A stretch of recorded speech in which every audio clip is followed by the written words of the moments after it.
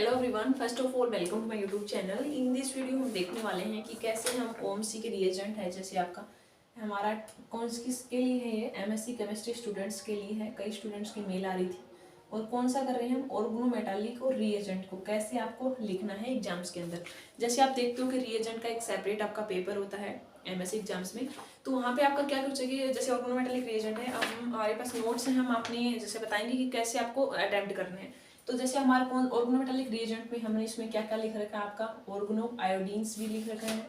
Next आपका ऑर्गेनोटिन वाला oregano zirconium का रखा है और आपका टाइटेनियम। ठीक है, तो हम क्या करेंगे, जैसे हमने ये अटेम्प्ट कर रखा है तो आप ये देख सकते हो कि किस टाइप से अटेम्प्ट कर रखा है। देखिएगा, मान लो क्योंकि ओएमसी रिएजेंट है ना, तो आपके डायरेक्ट पूछेंगे, मान लो कि राइट ए शॉर्ट नोट आ गया, organo iodine, organo zirconium, organo titanium, कौन सा भी आ गया आपका एग्जाम्स में, तो आपको कैसे अटेम्प्ट करना है। सबसे पहले जैसे आप यहाँ पे भी आपको दिखाई दे रहा होगा, तो जैसे हमने क्या किया है, रिएजेंट ऑर्गेनोमेटल, आप बोलोगे तो हम पीडीएफ भी आपको शेयर कर देंगे। ऑर्गेनो आयोडीन है तो उसका सबसे पहले आपको क्या करना होता है, इंट्रो, आप इंट्रो लिखोगे, उसके बारे में 2-3 लाइन्स आप बताओगे।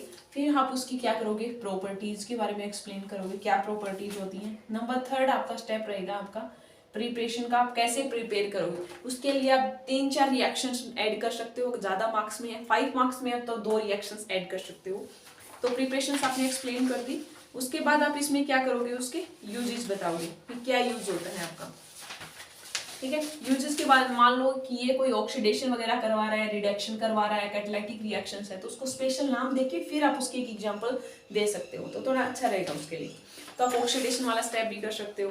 देन उसका क्या करोगे, एप्लीकेशन वाला पार्ट, कहाँ पे एप्लीकेशन यूज कर रहे हैं, तो यहाँ पे फिर आप एप्लीकेशंस लिखोगे, जो भी रिएजेंट अलग अलग सेपरेट पॉइंट बना के करोगे ना, तो ज्यादा इजी रहता है। मान लो कि जैसे ऑर्गेनो जिरकोनियम आ गया, तो आपने इंट्रोडक्शन दे दी, प्रॉपर्टीज बता दी उसकी क्या है, फिर आपने बता दी प्रिपरेशंस में अगर मान लो जो स्पेसिफिक रिएक्शंस दे रहा है आपका, ऑक्सीडेशन, रिडक्शन, कैटालिटिक या कोई, तो आप सिंपल नाम लिखोगे, फिर उसकी रिएक्शंस को एक्सप्लेन करोगे। देन आप उसकी एप्लीकेशंस बताओगे कैसे यूज है, तो 4-5 आप एप्लीकेशन एक्सप्लेन कर सकते हो। तो इनसे तो डायरेक्ट क्वेश्चन आएंगे। मान लो आप जैसे आप देखते हो कि ऑक्सीडाइजिंग एजेंट वाले हैं, या आपके रिड्यूसिंग एजेंट है, मान लो LiLS4 है, NaBH4 है, लुचाज रिएजेंट है आपका, NaBH3 CCl3 है, डिफरेंट टाइप के। तो उनमें तो क्या हो सकता है कि मान लो अब आपको पता है कि ये दे दिया मैंने, कीटोन है और यहाँ पे LiLS4 है, तो आपको सिंपल पता है कि कीटोन का अल्कोहल में कन्वर्ट हो जाता है, डबल बॉन्ड को भी रिड्यूस कर सकता है LiLS4। NaBH4 सिंपल कर देते तो सिर्फ अल्कोहल। अब उनमें तो आपको रिएक्शंस एग्जांपल देके पूछ सकता है, बट ऑर्गेनोमेटालिक रिएजेंट्स जो ये होते हैं ना, इनके अंदर आपको रिएक्शंस में नहीं पूछता, वो simple right a short note आएगा, क्योंकि रिएजेंट का कंप्लीट पेपर है, तो इसमें आपको सिंपल शॉर्ट नोट लिखनी आएंगे। 5 मार्क्स का आ सकता है आपका। आप देखोगे अपने पीछे के पेपर उठा के भी, जिस भी यूनिवर्सिटी से आप पढ़ रहे हो, तो वहाँ पे ये रिएक्शंस में नहीं पूछते। ऑक्सीडाइजिंग रिड्यूसिंग एजेंट है, ये आपसे पूछ सकते हैं, एग्जाम्पल देके उनमें पूछ लिया कि ये रिएक्शन कैसे फर्दर प्रोसीड होगी।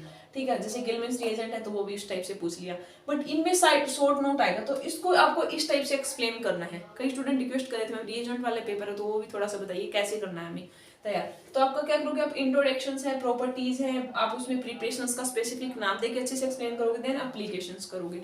अब देख सकते हो आप, जैसे हमने वैसे ही नोट कर रखे हैं जैसे हमें एग्जाम्स में करना चाहिए।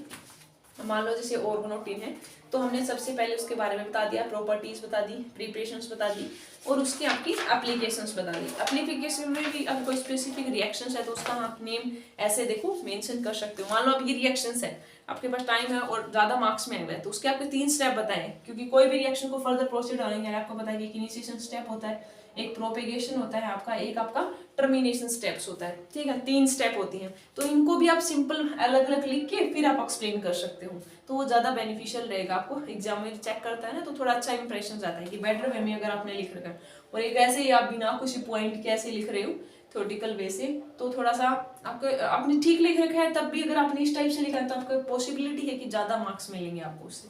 ठीक है, तो ये तो आप कर ही सकते हो। कपलिंग रिएक्शंस वगैरह हैं आपका, रिडक्शंस और कार्बोनिल कंपाउंड है, हमने ऑल डिस्कस कर रखे हैं। ये जितने भी हमने अरेंजमेंट लिखे हैं सभी के नोट्स हैं।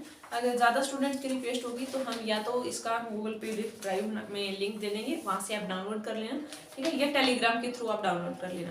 ठीक है, तो ये स्टूडेंट्स काफ़ी रिक्वेस्ट कर रहे थे कि मैम रिएजेंट्स का भी बताइए कि कैसे हमें पेपर करना है। ठीक है, और आपकी और कोई क्यूरी हो तो आप वो भी कमेंट जरूर करें, हम ट्राई करेंगे कि उसके ऊपर भी वीडियोस बनाई जाए।